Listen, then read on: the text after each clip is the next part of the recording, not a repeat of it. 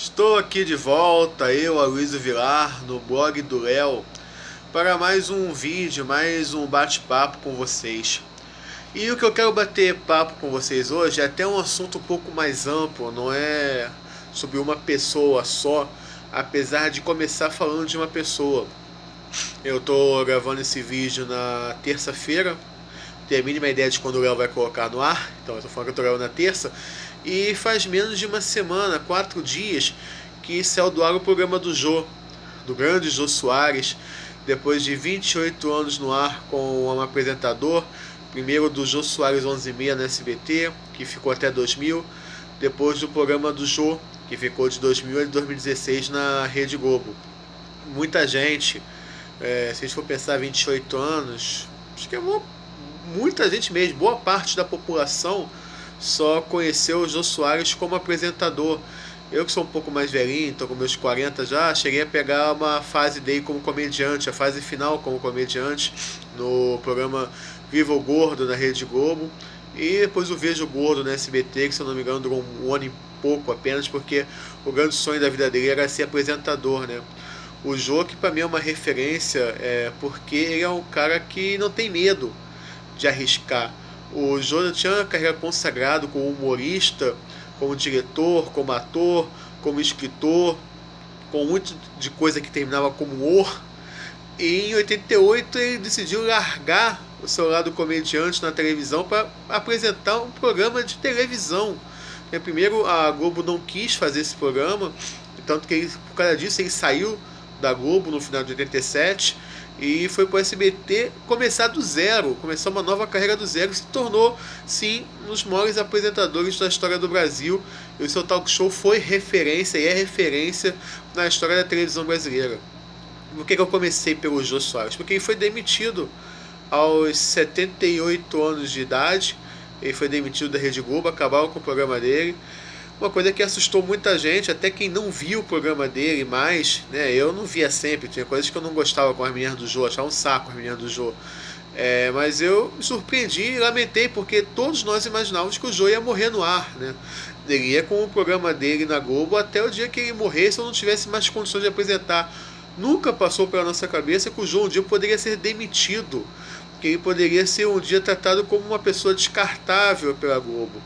Justo a Globo, que teve sempre como sua primazia, principalmente na época do Boni e do Roberto Marinho, o tratamento ao artista, ao seu artista, o tratamento, como dizer, mais sensível, mais carinhoso, de mais preservação com o seu artista. Tanto que existe um papo, várias pessoas falam, que nos anos 70, quando a ditadura militar queria mexer com algum artista da Globo, por esse artista ser de esquerda, o Roberto Marinho falava dos meus comunistas, eu entendo, ninguém toca nos meus comunistas, né? Eu me entendo com eles. O Roberto Marinho, que todo mundo sabe que é um cara de direita, é um cara reacionário, do capital, né? Para a esquerda é um cara odiado até hoje no Brasil, e falava isso, com meus comunistas ninguém mexe.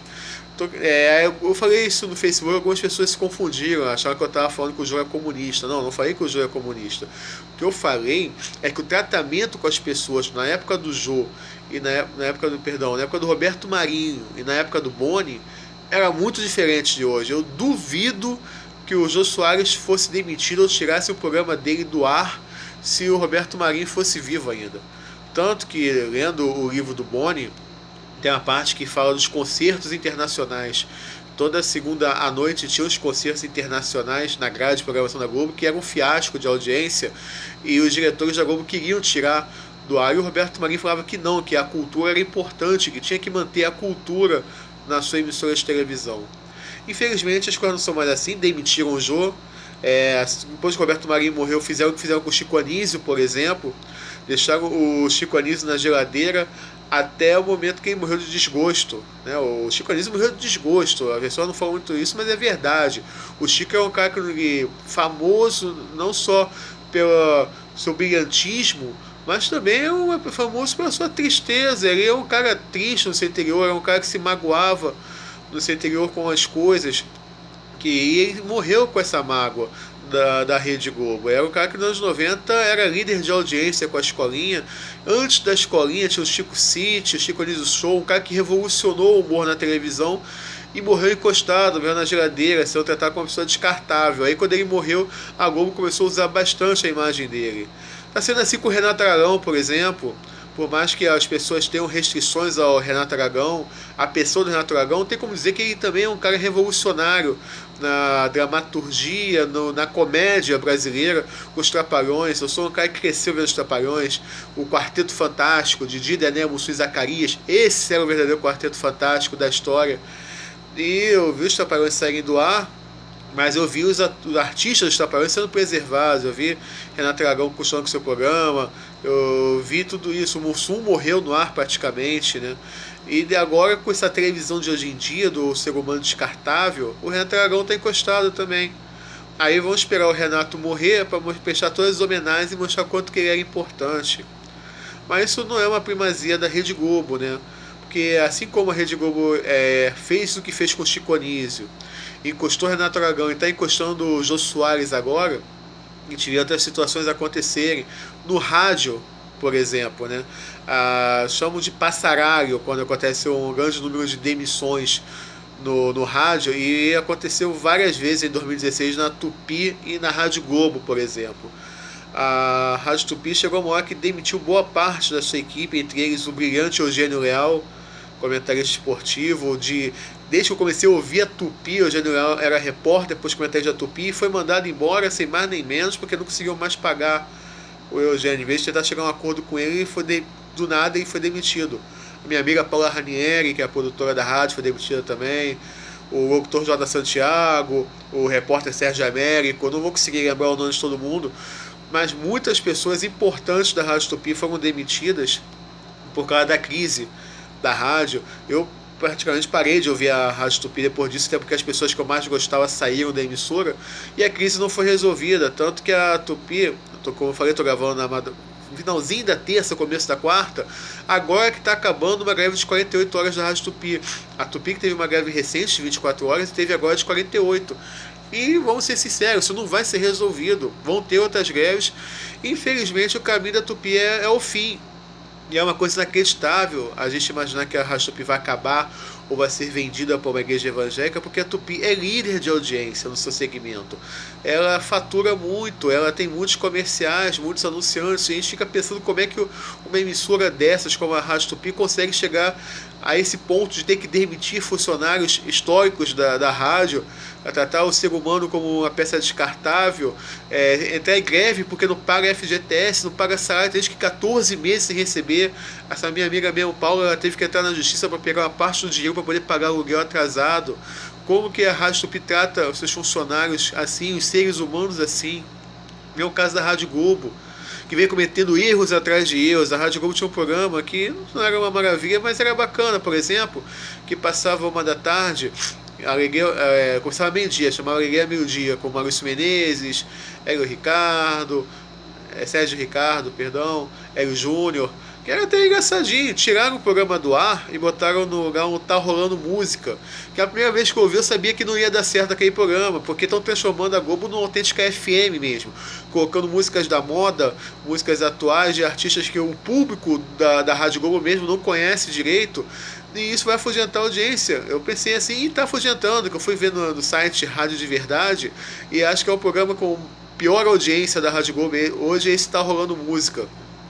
E demitiram essas pessoas, né? O Maurício Menezes, cara de décadas de Rádio Globo, saiu da Rádio Globo. E agora fizeram um novo passaralho, em que saiu gente como Zeca Marques, que tinha um programa muito interessante na noite da Rádio Globo, que é bem carioca o programa mesmo, bem legal. Ele saiu, ameaçaram tirar o Heraldo Leite, o Léo mesmo chegou a anunciar que o Heraldo Leite, o comentarista histórico, também seria demitido, mas graças a Deus não foi. Eu acho que até pela repercussão não foi demitido. Um pouco antes, o repórter Cláudio Perrot foi demitido. Então Felipe Cardoso, noticiarista, foi demitido. Pessoas que do nada foram demitidas, não sabiam que iam ser demitidas, tomaram o bilhete azul sem respeitar a história dessas pessoas na rádio e o lado ser humano deles, né? E eles voltam um pouco no tempo e lembra que a Rádio Globo demitiu Haroldo de Andrade. né, talvez o maior radialista da história. Haroldo de Andrade foi demitido da Rádio Globo do nada, sem ser preparado por isso, porque ele foi um cara que disse que não ia dar certo a Rádio Globo entrar em rede. E, quer dizer, deixar de ser local para passar notícias em rede com uma emissora de televisão, uma rede de televisão. E não deu certo, porque o rádio é diferente da televisão. O rádio, o importante do rádio é a notícia, como que está a sua cidade, o que está acontecendo na sua cidade, o trânsito da sua cidade, somente no horário das 5, das 6 da tarde. A informação na rádio, somente essas rádios que têm origem na AM, como a Globo e a Tupi, são coisas fundamentais. E a direção da Rádio Globo está errando nisso, está botando cada vez mais música, menos informação e está perdendo audiência. Como está rolando música, perdeu audiência, tirou o Zeca Marques, botou o panorama esportivo que era das 10 horas às 8 horas e às 10 da noite vai com o programa até às 3 da manhã com um cara que com um forte sotaque paulista. Como eu falei, nada contra o sotaque, nada contra ser de São Paulo, mas é como eu falei, rádio é coisa local, é uma coisa segmentada. Eu duvido que esse programa esteja com audiência alta, porque o carioca não se identifica com o programa, que eu tenho certeza também que se botar um programa, o Pop Bola, do jeito que o Pop Bola é hoje, para o público de São Paulo, falando dos times do Rio, não vai dar certo. Porque rádio é uma coisa local, uma coisa segmentada. E botar esse programa com o cara com forte sotaque paulista, é um programa em rede, de 10 da noite a 3 da manhã, sendo que o público das 10 da noite é muito diferente do público das 2 da manhã, por exemplo.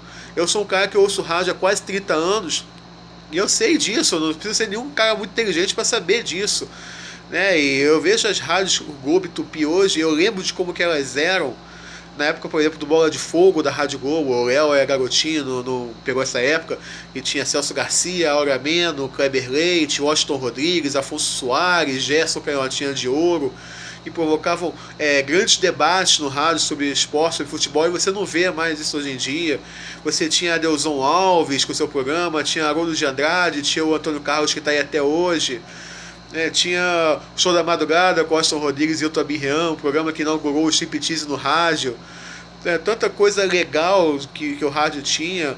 Eu não sei se o Patrulha da Cidade acabou na Tupi, se não acabou, vai acabar daqui a pouco também, porque a modernidade pede isso. Então a palavra-chave é essa, tanto da demissão do Jô, passando pela geladeira do Renato, pelo fim do Chico Anísio, passando por Haroldo de Andrade, Rádio Globo, Tupi, demissões, tudo isso é em nome de uma modernidade falsa, de um caminho que aparentemente é o mais fácil e não é o mais fácil, porque vai perder audiência, e se perder audiência vai perder anunciante, e daqui a pouco tá mexendo na grade de novo por causa disso, aí não vai dar certo, vai demitir mais gente. É uma coisa tão simples, tão nítida. Tirar o Jô Soares e botar um enlatado no lugar vai dar certo? Eu acredito que não vai dar certo para Globo. Até porque hoje a Globo não é sozinha mais, existe a TV a cabo, existe o Netflix, então o Jô era um diferencial que era um Haroldo de Andrade, o diferencial que era o Zeca Marques brincando, falando das ampolas que ele ia tomar quando saísse da rádio. Estão perdendo identidade, tanto a televisão quanto a rádio estão perdendo identidade, e por isso entram em crise, por isso tem passaralho, e por isso nós que somos ouvintes, nós que somos espectadores, só podemos lamentar, né?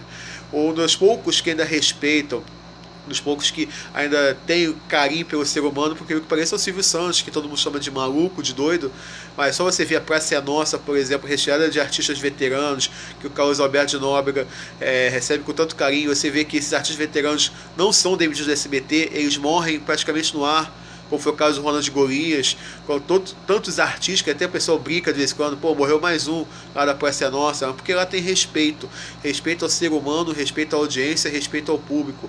Por isso que o SBT, por exemplo, é chamada como a emissora mais querida do Brasil.